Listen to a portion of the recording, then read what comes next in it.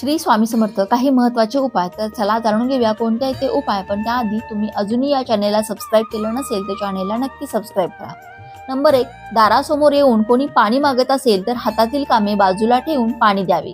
कारण तहानलेल्या व्यक्तीस, मुक्या जनावरास पाणी देणे अथवा पाजणे भाग्याचे मानले जाते. नंबर 2.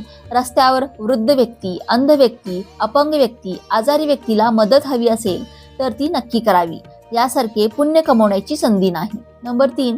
महिलांनी झाडू व्यवस्थित आडवा ठेवावा, उभा ठेवू नये. झाडू लक्ष्मीचे प्रतीक आहे, त्याचा मान ठेवला पाहिजे, मान राखला पाहिजे. नंबर 4. एकत्र कुटुंब पद्धतीमध्ये लक्ष्मी वास करते, म्हणून कुटुंब विभक्त होऊन देऊ नका. आई वडील साक्षात देवाचे रूप आहेत, त्यांना नेहमीच वंदन करा.